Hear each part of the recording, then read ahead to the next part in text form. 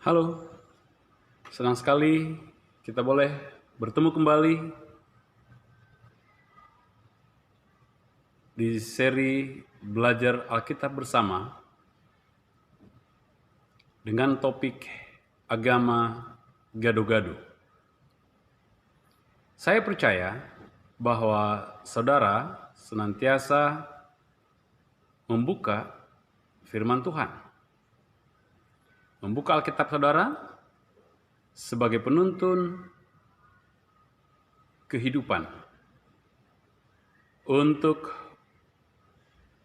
mengatasi masalah demi masalah yang kita lalui. Topik hari ini sedikit unik. Kenapa unik? Karena yang saya angkat adalah tentang agama gado-gado. Apa yang maksud dengan gado-gado? Apakah ada agama gado-gado?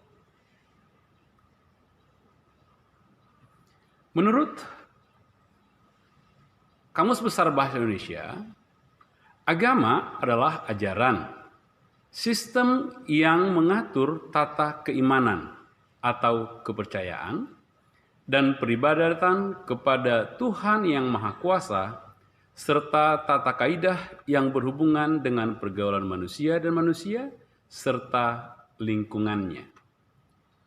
Itu menurut Kamus Besar Bahasa Indonesia. Artinya, agama itu adalah ajaran, sistem yang mengatur kepercayaan.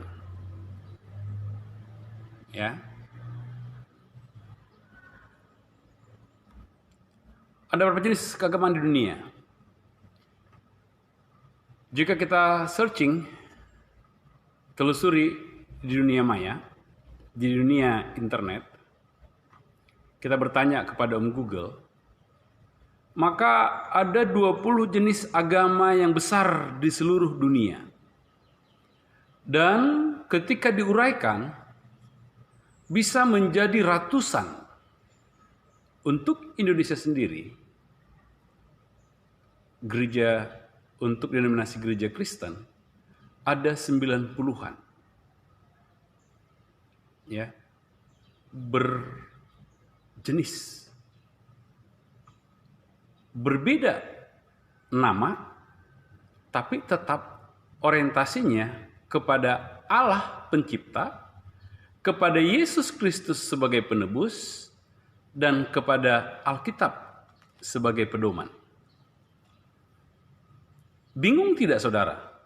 Saya juga sedikit bingung. Bukan sedikit, bingung, benar-benar bingung dengan keadaan ini. Alkitabnya sama, alirannya berbeda. Mengaku sebagai orang Kristen, tapi yang dianutnya itu berbeda-beda. Ya, tokoh-tokoh yang dianutnya itu ada tokoh si A, tokoh si B, tokoh si C. Nah, tadi sewaktu saya mempersiapkan ini untuk salah satu gereja saja ada dia sampai 20-an, bahkan 30-an dipecah. Ya, jika kita buat ilustrasinya, maka itu tidak jauh beda dengan dia berkembang oleh karena perpecahan, oleh karena adanya kesesuaian antara si A dengan si B. Nah, saya tidak tahu bagaimana dengan saudara. Bagaimana saudara menanggapi pernyataan yang saya sampaikan? Ini yang masuk denominasi gereja Kristen ini di bawah asuhan Persatuan Gereja Indonesia. Ya. Saudara boleh jadi berbeda dengan saya. Saya juga berbeda pandangan dengan saudara. Tapi mari kita belajar dari apa kata Alkitab tentang kepercayaan. tentang ajaran. Apa ciri-cirinya? Bagaimana kita mengetahui bahwa itu adalah yang sesuai dengan yang tertulis?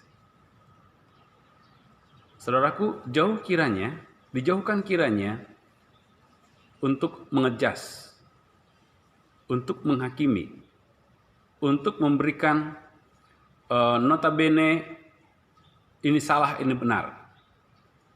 Mari kita berbicara berdasarkan apa yang tertulis. Dan untuk lebih dalam kita mendalami apa yang tertulis, maka izinkanlah Roh Kudus bernaung di hati saudara, di pikiran saudara untuk mengarahkan kepada apa yang tertulis. Kenapa saya selalu mengatakan apa yang tertulis? Karena Yesus Kristus sewaktu di dunia ini, sewaktu setan menawarkan kepadanya seluruh dunia, sewaktu setan mengatakan ubahlah roti menjadi batu, ubahlah batu menjadi roti, Yesus mengatakan ada tertulis. Ya, maaf saudara kalau saya kadang salah pengucapan. Oleh karena jujur saya bukan ahli agama. Tapi saya mau kita menyatukan hati untuk belajar Alkitab bersama di bawah naungan kuasa Roh Kudus. Untuk itu mari kita tundukkan kepala, kita berdoa. Terpujilah namamu Tuhan oleh karena berkat dan anugerah-Mu menyertai kami. Hingga hari ini kami akan mendalami kembali firman-Mu. Belajar tentang agama yang Tuhan sudah tetapkan untuk kami ikuti. Untuk itu, ketika kami membuka lembaran demi lembaran firman-Mu, kuasa Roh Kudus-Mu bersama dengan kami, dan Roh-Mu menuntun kami di jalan yang benar, memberikan pemahaman yang baik, yang seturut dengan budaya surga. Dengan demikian, kami boleh memilih pilihan bukan berdasarkan pilihan kami, tapi apa yang Tuhan sudah tetapkan dalam kehidupan kami untuk kami ikuti. Terpujilah namamu, oleh karena dosa pelanggaran kami Tuhan ampuni. Terpujilah namamu oleh karena Bapa mendengar doa kami. Jadi menurut kehendak-Mu, dalam nama Yesus kami berdoa. Amin. Ya, saudaraku yang saya kasihi dalam Tuhan Yesus, berbicara tentang keagamaan, mari kita lihat apa yang tertulis dalam Alkitab. Ada beberapa jenis kepercayaan dalam Alkitab yang Tuhan tidak sukai. Yang pertama, menyembah para Baal. Yang kedua, para Asitoret. Menyembah Allah orang Aram. Menyembah Allah orang Sidon. Menyembah Allah orang Moab. Menyembah Allah Bani Amon. Menyembah Allah orang Filistin. Menyembah Dewi orang Sidon. Menyembah Kamos, menyembah Milkom, menyembah Allah orang Edom, menyembah Allah orang Damsyik. Nah, jika kita hitung ada berapa kepercayaan dalam Alkitab? Yang pertama tentunya percaya kepada Allah, pencipta langit dan bumi, atau percaya kepada Tuhan. Lalu kita lihat manusia zaman dulu, kepada siapa saja mereka menyembah. 1, 2, 3, 4, 5, 6, 7, 8, 9, 10, 11, 12, 13, 14. 14 kepercayaan di zaman perjanjian lama. Ya, kalau tadi 90. Kita tidak itu 90 tadi itu orang Kristen yang mengaku Kristen. Belum lagi ajaran-ajaran yang lain. Agama-agama yang lain, kepercayaan-kepercayaan lain. Saudaraku yang saya kasihi dalam Tuhan, bagaimana kita bisa memahami bahwa inilah ajaran yang benar, inilah agama yang benar, inilah agama yang tertulis dari hatiku, dari hati yang paling dalam, jauh kiranya untuk menghakimi. Tapi saya mau mengajak saudara untuk berbalik kepada apa yang tertulis. Baik, kita lihat uraiannya.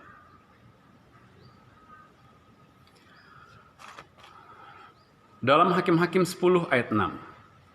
Orang Israel itu melakukan pula apa yang jahat di mata Tuhan. Saya ulang.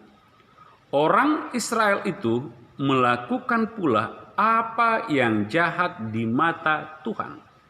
Yang pertama, mereka beribadah kepada Baal dan para Asitoret, kepada para allah orang Aram, para allah orang Sidon, para allah orang Moab, para allah Bani Amon, dan para allah orang Filistin. Tetapi Tuhan ditinggalkan mereka, dan kepada Dia mereka tidak beribadah. Ya, kepada Dia mereka tidak beribadah. Berarti seandainya kita di bagian Baal sampai di bawah ini, agama kita bukanlah agama yang menyembah Tuhan. Maaf, tidak ada niat untuk menghakimi. Tapi ini berdasarkan Hakim-Hakim 10 ayat 6. Kita lanjutkan, saudara.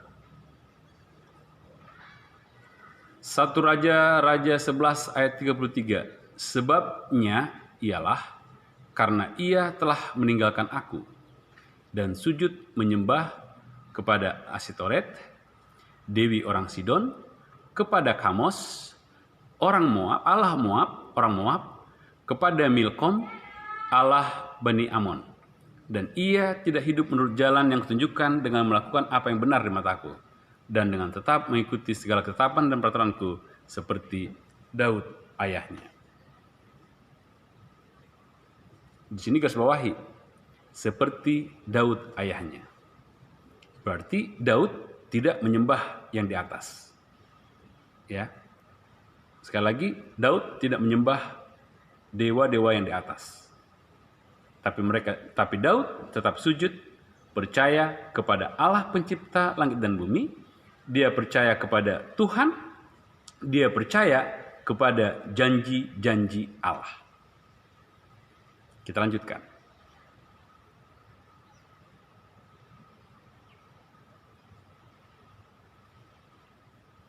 Dua Tawarik 25-20. Tetapi Amazia tidak mau mendengarkan, sebab hal itu telah ditetapkan Allah yang hendak menyerahkan mereka ke dalam tangan Yoas, karena mereka telah mencari Allah orang Edom.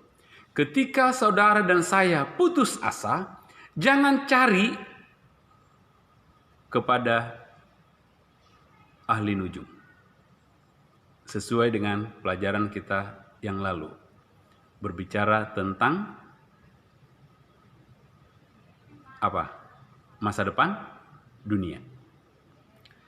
Daniel katakan apa? Ada Allah di surga.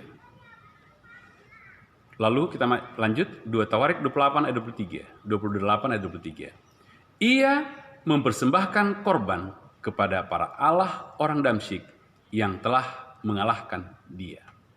Berarti penyembahan di sini sama-sama melakukan korban, tetapi tidak sesuai dengan apa yang dimintakan oleh Allah. Sama-sama melakukan penyembahan, tapi tidak sesuai dengan apa yang tertulis. Saudara dan saya boleh jadi berbeda. Tapi yang mau saya ingatkan, yang mau menjadi himbauan saya sampaikan kepada saudara adalah mari kita kembali kepada apa yang tertulis. Sukacitanya apa? Kita akan pelajari lebih lanjut.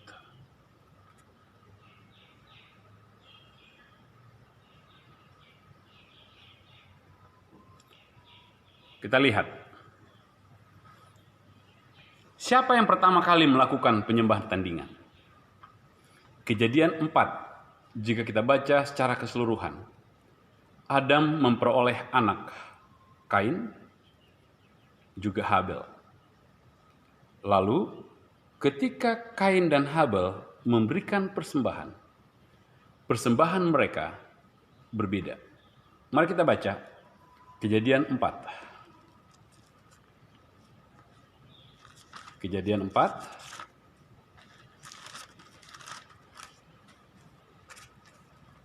ayat 2 terlebih dahulu. Selanjutnya dilahirkannya Habel, adik Kain, dan Habel menjadi gembala kambing domba, Kain menjadi petani. Ayat 3, setelah beberapa waktu lamanya, maka Kain mempersembahkan sebagian dari hasil tanah itu kepada Tuhan sebagai korban persembahan. Ayat 4, Habel juga mempersembahkan korban persembahan dari anak sulung kambing dombanya, yakni lemak-lemaknya. Maka Tuhan mengindahkan Habel dan korban persembahannya itu. Ayat 5, tetapi Kain dan korban persembahannya tidak diindahkannya. Lalu hati Kain menjadi sangat panas dan mukanya muram. Terkadang, kita lebih condong mengikuti apa yang orang lain lakukan dibandingkan apa yang tertulis. Itu alamiah. Kenapa saya katakan alamiah? Karena kita belajar dari Kain. Sedangkan Habel, dia belajar dari apa yang Allah sudah tetapkan. Kenapa saya katakan Habel mengikuti apa yang menjadi ketetapan Allah? Kita lihat asal mula dosa. Ketika Adam menciptakan pakaian dari ranting, dari dedaunan, Allah membuat pakaian kepada Adam dan Hawa. Kita buka Alkitab kita. Kejadian 3 ayat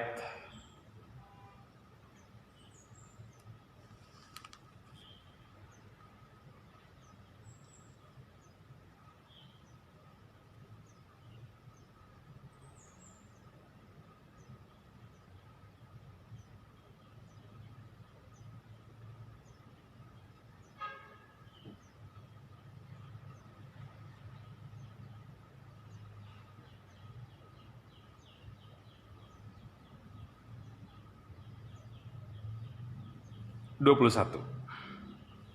Kejadian 3 ayat 21. Dan Tuhan Allah membuat pakaian dari kulit binatang untuk manusia dan untuk istrinya itu, lalu mengenakannya kepada mereka. Habel memiliki prinsip bahwa domba yang disembelih itu berkenan. Sedangkan Kain memiliki prinsip akan tidak hanya domba yang bernyawa. Tidak hanya harus bernyawa yang saya persembahkan. Ini juga merupakan persembahan, hasil tanah. Tapi tidak sesuai dengan yang Tuhan kehendaki. Jangan pernah kita memaksa di hadapan Tuhan. Harus menjadi kehendak kita yang kita jalankan. Tapi biarlah kehendak Tuhan yang jadi dalam kehidupan kita.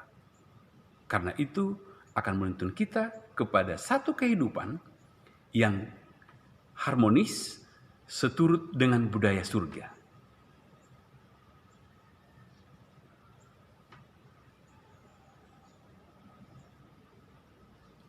Apa yang dimaksud dengan Baal? Kita kembali. Apa yang dimaksud dengan Baal? Baal adalah dewa tertinggi yang disembah di Kanaan dan Fenisia kuno. Praktik penyembahan Baal menyusup ke dalam kehidupan agama Yahudi selama masa hakim-hakim. Menyebar di Israel selama pemerintahan Ahab dan ikut mempengaruhi Yehuda. Kata Baal berarti Tuan atau Tuhan, huruf kecil. Bentuk jamaknya adalah Baalim. Ya. Sembahan kuno. Mohon maaf saya belum pernah melihat secara real seperti apa mereka punya sembahan, tapi ini menurut Wikipedia seperti ini, ya.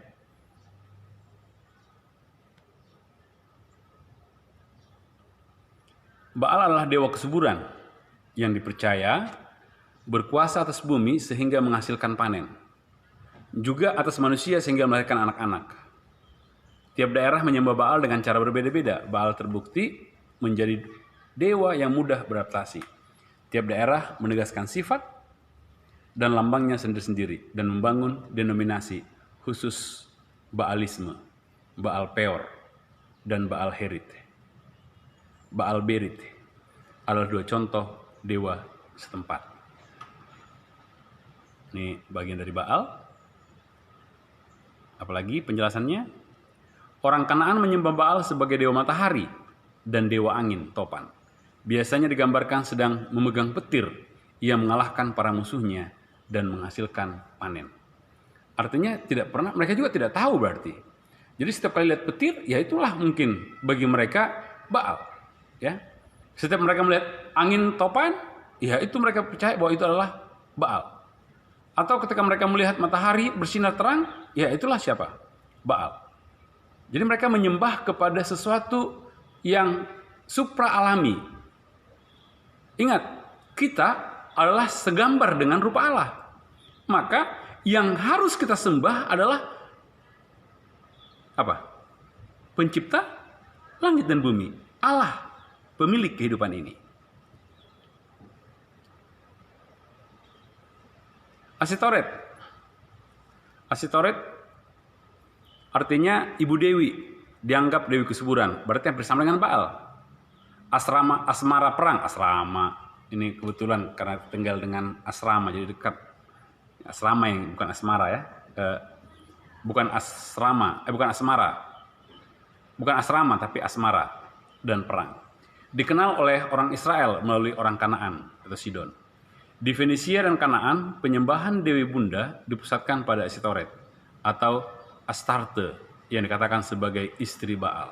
Oh, Asitoret juga masuk kategori Dewi seks dan perang orang Kanaan. Berarti kuat, tangguh. Tapi ingat, tidak dikenal, tidak pernah lihat. Saudara dan saya juga tidak pernah melihat Allah. Tapi janji yang pasti, Allah yang kita sembah segambar dengan rupa kita. Kita diciptakan serupa dengan gambar Allah. Dan inilah yang harus kita kembalikan. Peta Allah itu dalam diri kita. Bagaimana caranya? Itu dia. Agama kita mudah-mudahan bukan agama yang gado-gado. Amin? Ya. Kenapa saya pilih agama gado-gado? Latar belakangnya saudaraku sederhana. Ada dalam satu rumah tangga, satu keluarga yang mamanya agama A, bapaknya, ayahnya agama B. Nenek mereka, kakek mereka agama berbeda. Otomatis anak-anak juga mengikuti, bingung. Ya, agama saya ini agama apa sebenarnya? Hati-hati, nak. Hati-hati saudaraku. Hati-hati jangan sampai kita di dalam rumah tangga, dalam keluarga gado-gado. Saya harus jujur. Dari orang tua saya dari ayah, dari bapak saya, itu semua mayoritas Kristen. Sedangkan dari mama saya, mayoritas Gereja Sahabat. Saya sendiri bingung. Kenapa bingung? Ya, kenapa bisa terjadi seperti itu? Boleh jadi tidak kembali kepada apa yang tertulis. Kembali kepada tradisi. Kembali kepada kebiasaan apa yang diikuti oleh nenek moyang sebelum ayah saya, sebelum mama saya dilahirkan. Boleh jadi Anda juga begitu sekarang. Di dalam rumah tangga ada 3 agama. Atau bahkan ada 2 agama. Yang lebih sedih lagi 5 sesuai dengan jumlah anak. Jangan sampai seperti itu. Ya. Kita lanjutkan.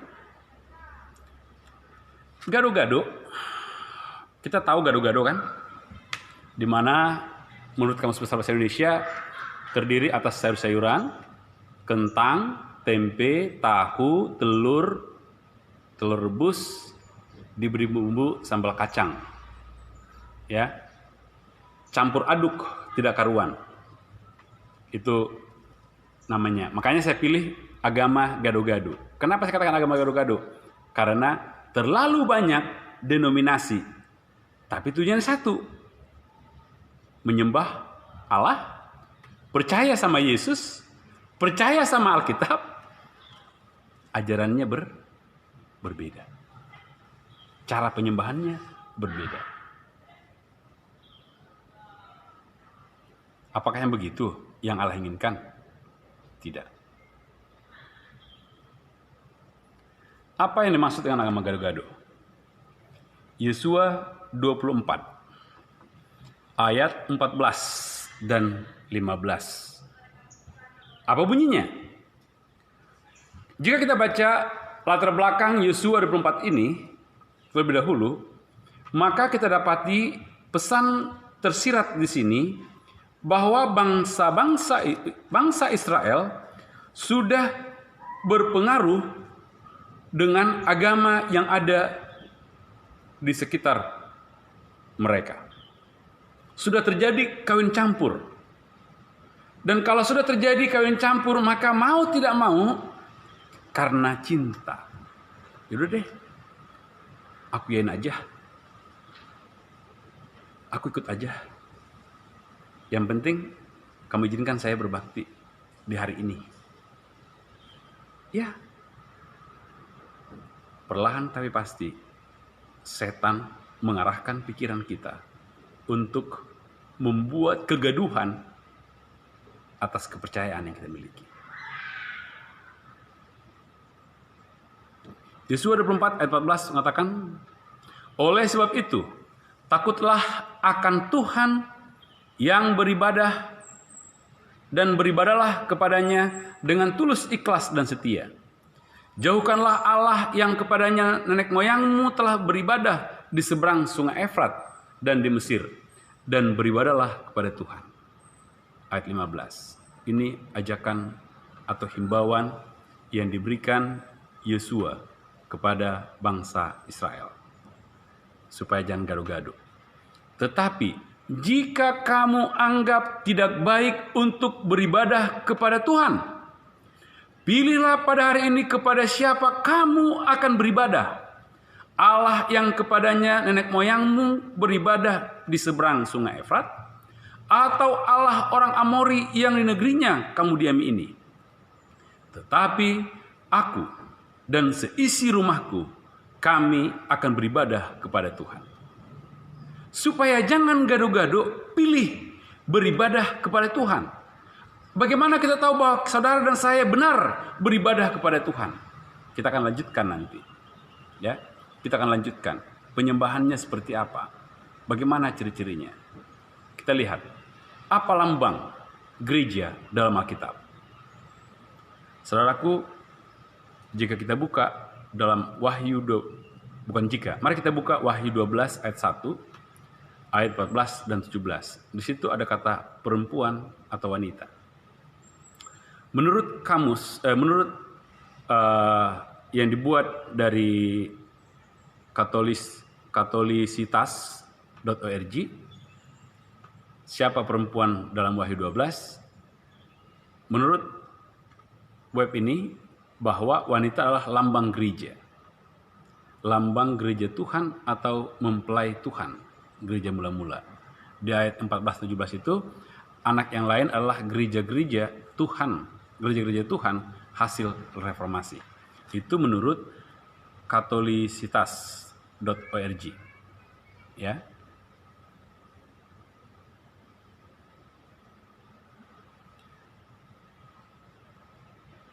Kalau menurut hamba Yahweh.blogspot.com mengatakan tanda perempuan itu adalah gereja. Ya. Sedangkan menurut web adventbenhill.org mengatakan apa? Seorang wanita dalam Alkitab digunakan sebagai lambang untuk umat Allah. Seorang wanita yang murni melambangkan umat percaya yang setia, sementara wanita pelacur melambangkan umat yang pada akhirnya murtad. Sebelum salib, wanita dalam Wahyu 12 masih melambangkan Israel di perjanjian lama yang olehnya Mesias lahir ke dunia. Nah, kita lanjutkan. Mudah-mudahan masih ada yang lain. Apa ciri-ciri agama yang benar? Apa yang menjadi tanda bahwa agama saudara, agama saya bukanlah agama gado-gado. Agama saya, agama saudara adalah agama yang tertulis, berlandaskan Alkitab. Bukan agama yang berlandaskan asas karena tokoh si A. Oh, saya akan menjadi ini oleh karena si ini. Tapi mari, saudaraku, kembali kepada apa kata Alkitab. Ketika kebenaran ditinggikan, ketika saudara dan saya memilih untuk apa yang tertulis, mengikuti dengan apa yang tertulis, saudara dan saya adalah bijak. Tapi ketika saudara dan saya mengatakan, sudahlah, yang penting saya hidup, saya makan, saya mampu makan oleh karena orang tua saya siapkan. Saya ke gereja oleh karena orang tua saya ajak. Lalu timbullah pertanyaan, kenapa Anda ke gereja? Kan ajakan orang tua. Kenapa Anda mengikut Yesus? Karena orang tua saya. Itu bukan jawaban, saudara-saudara. Saya ke gereja oleh karena Yesus juga ke gereja. Saya percaya Yesus oleh karena Yesus menawarkan jalan kebenaran hidup. Itu jawaban yang benar. Tapi kenapa Anda menjadi orang Kristen? Ya karena dari sejak kecil saya orang Kristen. Itu jawaban yang kurang tepat. Mari kita baca Wahyu 12, ciri-ciri agama atau ciri-ciri gereja yang benar. Wahyu 12 ayat 17.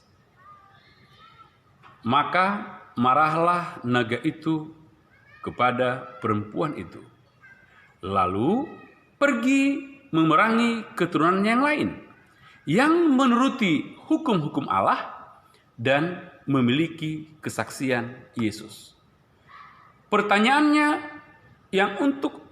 untuk kita renungkan adalah, kenapa naga itu marah kepada perempuan, kepada gereja, kepada jemaat yang menuruti hukum Allah, yang memiliki kesaksian Yesus? Pertanyaan klasik untuk saudara dan saya. Apakah gereja saudara menuruti hukum-hukum Allah? Jangan katakan, menurut pendeta saya, hukum Allah itu sudah dihapuskan, sudah dipalangkan di kayu salib. Jika ada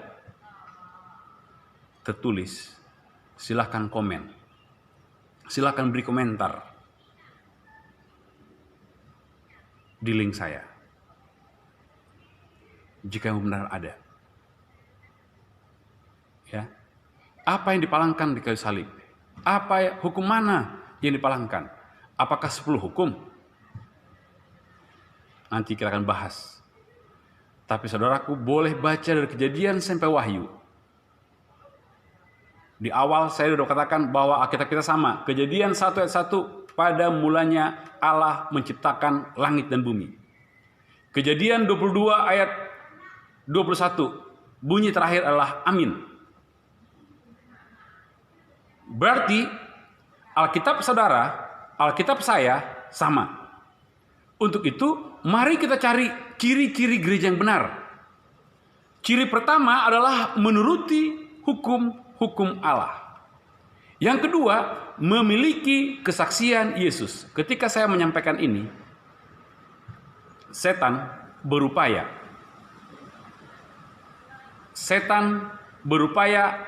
menutup telinga saudara. Setan bahkan mengatakan, tutup, ini ajaran tidak benar. Silahkan saudara. Karena ini bukan hal yang baru. Yang mau saya sampaikan kepada saudara adalah apa yang tertulis. Apa yang tertulis. Silahkan cari ciri-ciri gereja yang menuruti hukum-hukum Allah dan memiliki kesaksian Yesus. Pertanyaannya, apa itu kesaksian Yesus? Wahyu 19 ayat 10. Janganlah berbuat demikian. Aku adalah hamba, sama dengan engkau dan saudaramu yang memiliki kesaksian Yesus. Sembahlah Allah, karena kesaksian Yesus adalah roh nubuat. Saudaraku yang saya kasihi dalam Tuhan Yesus, saat yang indah ini, Ciri gereja yang berikut adalah kesaksian Yesus, roh nubuat. Roh nubuat pertama adalah Alkitab. 2 Timotius 3 ayat 16. Segala tulisan yang diilhamkan Allah. Silahkan bacakan lanjutannya. Yang kedua, para nabi, tulisannya itu, apa yang diucapkannya itu terbukti. Itu roh nubuat. Ya, cari saudara-saudara. Ciri-cirinya sudah benar, sudah semakin jelas.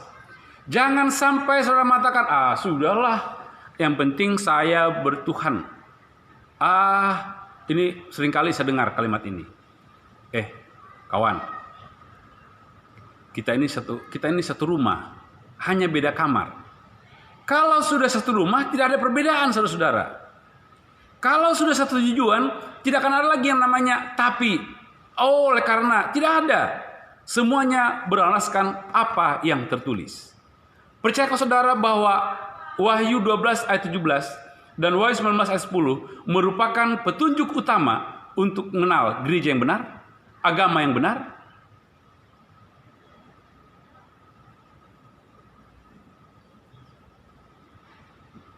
Dalam nama Tuhan Yesus, saudara akan dituntun kepada agama yang benar.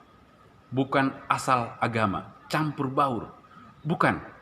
Harus dalam rumah tangga itu, dalam keluarga itu, satu keyakinan. Satu keyakinan yang menuruti hukum-hukum Allah. Satu keyakinan yang memiliki kesaksian Yesus. Satu keyakinan terhadap roh nubuat Alkitab.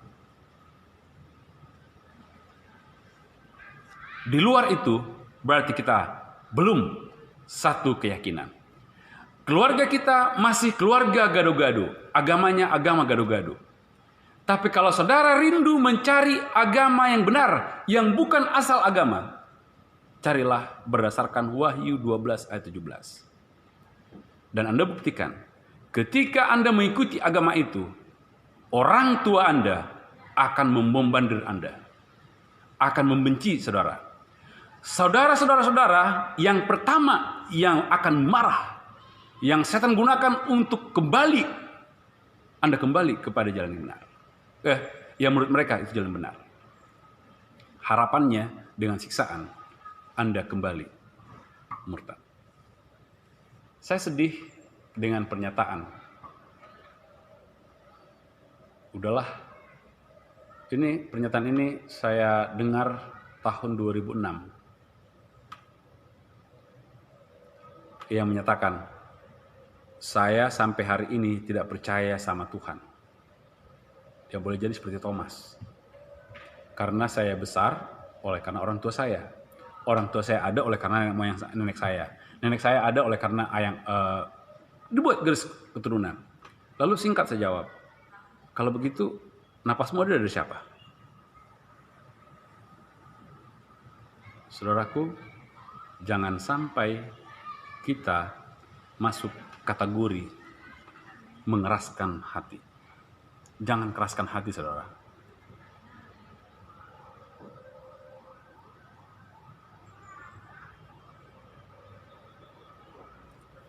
Makna hukum Allah dalam kamus. Kepastian yang ditentukan Allah. Kepastian yang ditentukan oleh Allah. Berarti hukum Allah itu adalah pasti. Kenapa saya katakan pasti? Jika kita baca dalam buku Keluaran, hukum Allah itu ditulis oleh jari-jari Allah. Ya.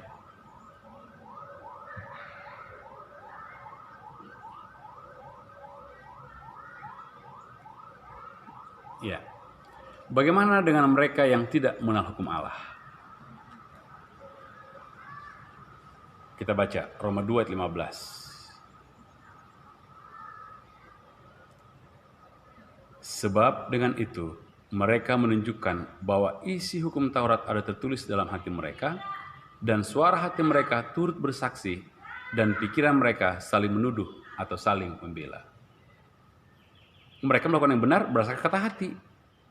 Ayat 14, pada waktu penciptaan Allah, mari kita baca supaya jangan salah kaprah, saudara-saudara. Di Roma 2 ayat 14.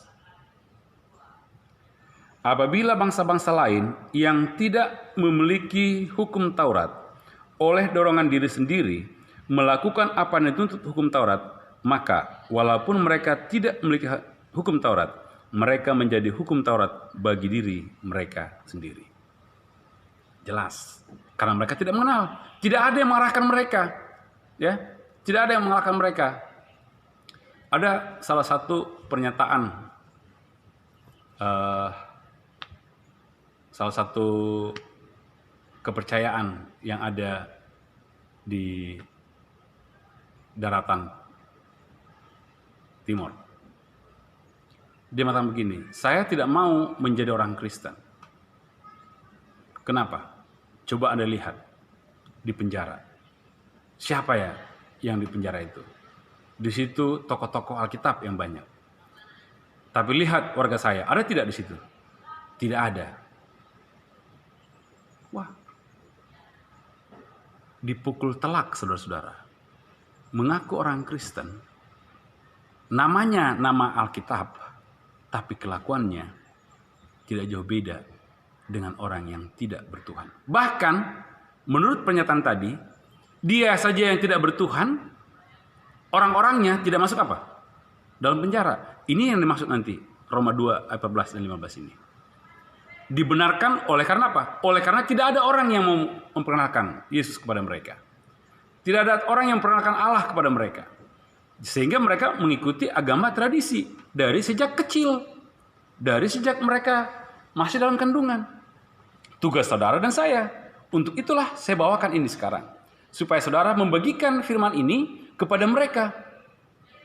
Supaya mereka bisa boleh memilih gereja yang benar, agama yang benar, bukan agama campuran, bukan agama asal-asalan, bukan agama yang penting saya bergereja. Bukan agama asal tertulis di KTP, agama Kristen. Tapi semua yang diikuti tidak benar adanya. Saudaraku yang saya kasihi dalam Tuhan, pilihlah pada hari ini pernyataan Yosua saya perhadapkan kepada saudara. Kepada siapa engkau akan beribadah?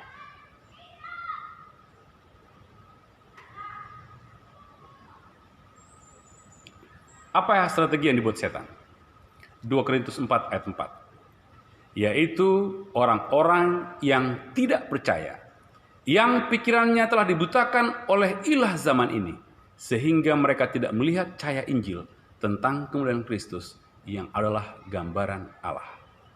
Saudara, ketika mengeraskan hati, kita dibutakan oleh ilah zaman ini. Apa ilah zaman ini? Teknologi, televisi, apalagi yang berkaitan dengan saya kan hidup oleh karena uang saya ada, orang tua saya berada.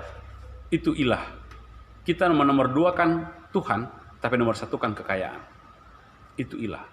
Hati-hati saudara-saudara. Kenapa? Saudara dan saya sudah diamarkan untuk mengikuti agama yang benar. Agama yang benar tadi apa? Ada 3. Naga tua itu marah kepada perempuan, keturunan perempuan yang menuruti hukum Allah, memiliki kesaksian Yesus, dan kesaksian Yesus adalah apa? Roh nubuat. Cari. Mulai hari ini cari gereja itu. Cari agama yang 3 ini. Kriteria 3 ini. Supaya saudara dituntun ke jalan yang benar. Supaya saudara dituntun sesuai dengan apa yang tertulis. Ya. Sekali lagi saudara-saudaraku, mari kita kembali kepada apa yang tertulis. Jangan kita kena ilah zaman ini. Karena tanda-tanda kedatangannya sudah diambang pintu. Jangan sampai di pelajaran yang lalu, bukan orang yang berseru kepadaku, Tuhan, Tuhan. Di mana terdapat itu? Matius 7. Karena banyak sekarang ini yang memiliki karunia ini. Ayat 22. Matius 7 ayat 22. Bukan, minta maaf, ayat 21 terlebih dahulu. Bukan setiap orang yang berseru kepadaku, Tuhan, Tuhan, akan masuk ke dalam kerajaan surga, melainkan dia yang melakukan kehendak Bapakku yang di surga. Ayat 22. Pada hari terakhir, banyak orang akan berseru kepadaku, Tuhan, Tuhan, bukankah kami bernubuat demi namamu, dan mengusir setan demi namamu, dan mengadakan banyak mukjizat demi namamu juga. Ayat 23. Pada waktu itulah aku akan berterus terang kepada mereka dan berkata, aku tidak pernah mengenal kamu. Enyahlah daripadaku, kamu sekalian pembuat kejahatan. Bagaimana supaya agama kita jangan gaduh-gaduh? 2 Petrus 1 ayat 2 Petrus 2 ayat 1-3. Sebagaimana nabi-nabi palsu dahulu tampil di tengah-tengah umat Allah, demikian pula di antara kamu akan ada guru-guru palsu. Mereka akan memasukkan pengajaran-pengajaran sesat yang membinasakan, bahkan mereka akan menyangkal penguasa yang telah menembus mereka, dan dengan jalan demikian segera mendatangkan kebinasaan atas diri mereka. Mudah-mudahan saudara dan saya bukanlah nabi guru-guru palsu itu. Mudah-mudahan saudara dan saya bukanlah orang-orang yang menyangkal penguasa, menyangkal Yesus sebagai penguasa, menyangkal Allah sebagai pencipta, menyangkal Allah, bukan. Tapi kita adalah orang yang ada di dalamnya. Orang yang memiliki keyakinan teguh, menuruti hukum-hukum Allah, memiliki kesaksian Yesus, dan percaya pada roh nubuat. Ayat yang kedua, ayat 2. Banyak orang akan mengikuti cara hidup mereka yang dikuasai hawa nafsu, dan karena mereka jalan kebenaran akan dihujat. Jangan sampai saudara menjadi batu sandungan. Jangan sampai saudara menjadi pembunuh karakter iman. Apa yang saya maksudkan? Kita berbicara tentang kebenaran di depan orang banyak, habis berbicara kita berkelahi. Lalu orang yang mendengar, yang berkelahi dengan kita dikatakan apa? Oh, kau ini terlalu pintar memutarbalikkan keadaan. Engkau pintar membahasakan firman Allah, tapi hidupmu tidak jauh beda dengan setan. Ayat yang ketiga. Dan karena serakahnya guru-guru palsu itu akan berusaha mencari untung dan dari kamu dengan cerita-cerita isapan jempol mereka. Ini yang sekarang sangat berbahaya, saudara. Banyak orang mengikuti isapan jempol. Mereka mengabaikan apa yang tertulis. Mereka memilih tokoh. Mereka memilih apa yang menurut profesor, ahli-ahli Alkitab. Yang mau saya hadapkan kepada saudara, yang mana Yesus diperhadapkan kepada hukum. Ya, yang mana Yesus diperhadapkan kepada tokoh agama, ahli-ahli Taurat. Dan itu bukan hal yang baru, saudara. Hal yang sama ketika saudara dan saya mengikuti kebenaran yang tertulis, mengikuti agama yang benar, maka setan bekerja keras merusak kebenaran yang kita miliki lewat orang-orang terdekat kita. Tapi ketika saudara memilih cerita isapan jempol, cerita-cerita dongeng, ya, cerita-cerita dongeng yang mengatakan saudara asal percaya kepada Yesus, tidak perlu lagi menuruti hukum-hukum Allah, itu isapan jempol. Hati-hati. Saudara dan saya akan menerima apa? Tetapi untuk perbuatan mereka itu, hukuman telah lama tersedia dan kebinasaan tidak akan. Kita baca. Mohon maaf karena itu kurang ini. 2 Timotius 2 Petrus 2 ayat 3. Dan karena serakahnya guru-guru palsu itu akan berusaha mencari untung dari kamu dengan cerita-cerita isapan jempol mereka. Tetapi untuk perbuatan mereka itu, hukuman telah lama tersedia dan kebinasaan tidak akan tertunda. Kebinasaan tidak tertunda bagi mereka yang ambil bagian menjadi guru-guru palsu.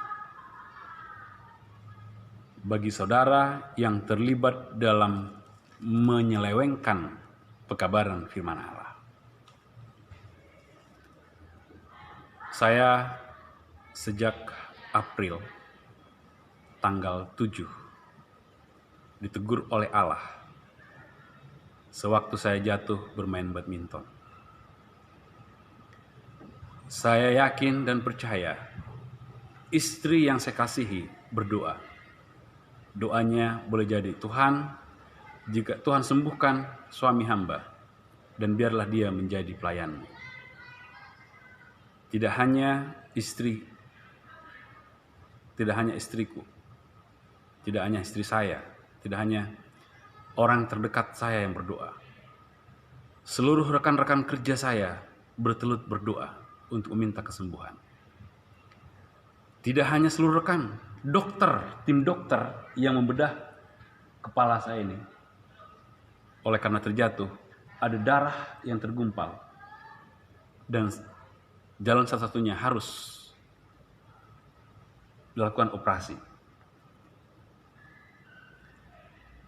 Dan ketika saya pulang dari rumah sakit, kurang lebih 7 hari di rumah sakit, doa saya sama.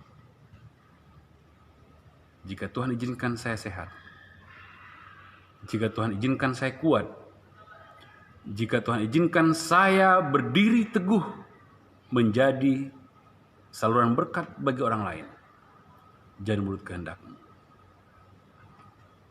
Oh ya, saudaraku yang saya kasih dalam Tuhan Yesus.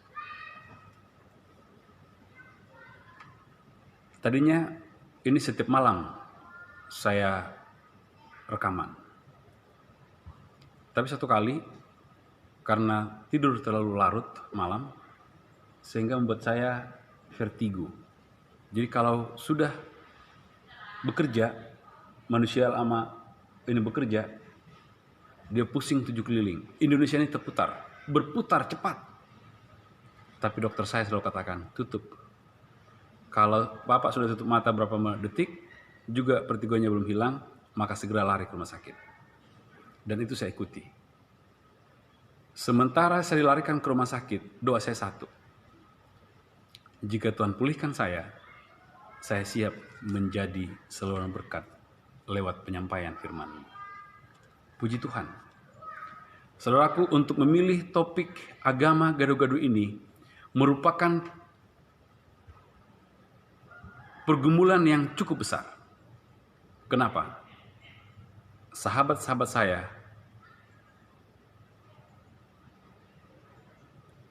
akan membenci saya.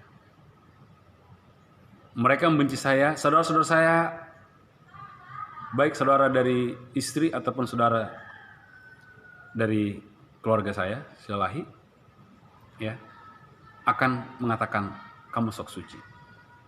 Tapi saudara-saudaraku, saya harus berani mengatakan, ya kalau ya, tidak kalau tidak. Kebenaran firman Tuhan ini tidak boleh ditunda-tunda lagi. Harus segera disampaikan kepada semua orang.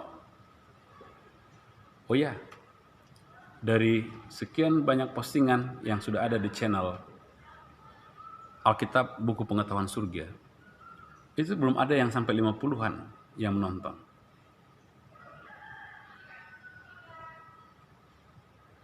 Saya tidak tahu. Boleh jadi Alkitab sekarang ini menjadi isapan jempol. Cerita yang tidak ini.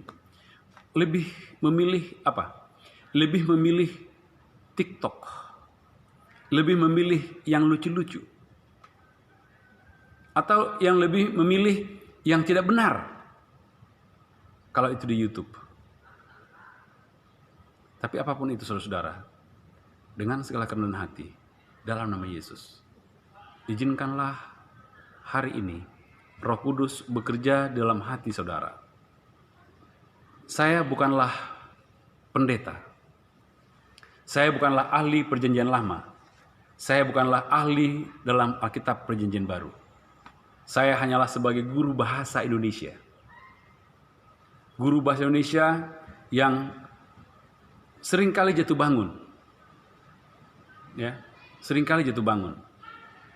Tapi dari sejak April tahun ini, 2020, ketika Tuhan izinkan saya sembuh, Dia pulihkan.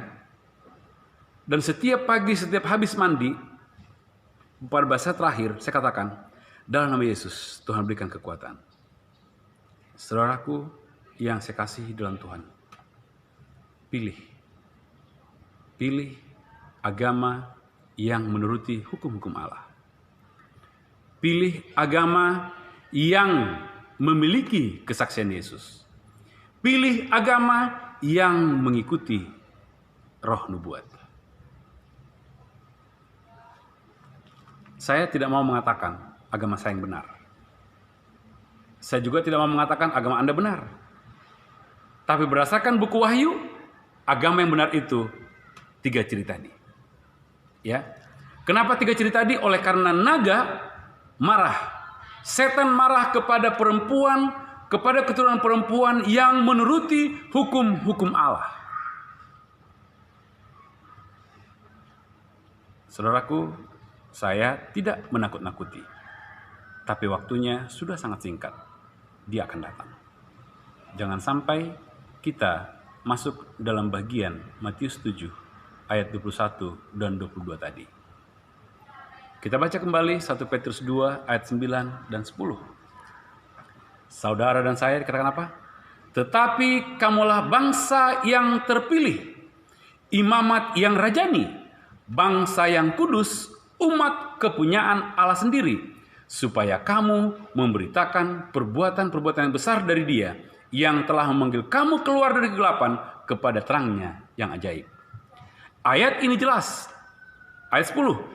Kamu yang dahulu bukan umat Allah, tetapi yang sekarang telah menjadi umatnya, yang dahulu tidak dikasihani, tetapi yang sekarang telah beroleh belas kasihan.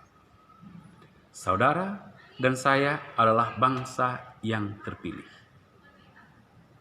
Ketika saudara dan saya memilih agama yang menuruti hukum Allah, memiliki kesaksian Yesus dan percaya pada roh nubuat, maka saudara dan saya adalah bangsa yang terpilih.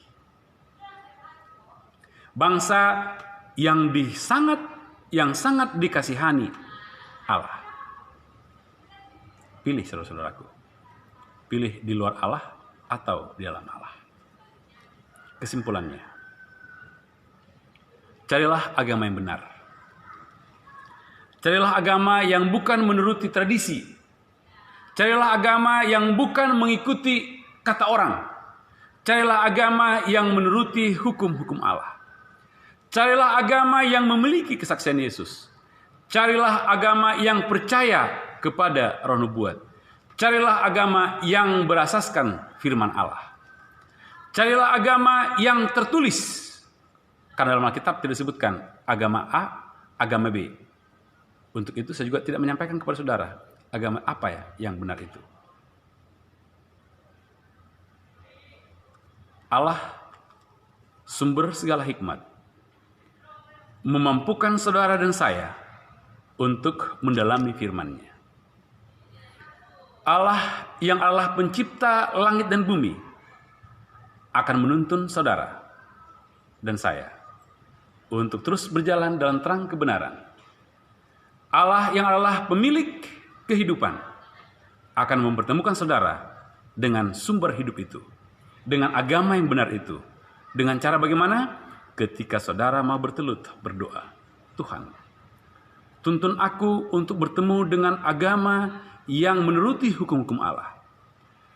Allah, tuntun aku bertemu dengan mereka yang memiliki kesaksian Yesus. Ya Bapa, tuntun aku kepada agama yang memiliki roh nubuat.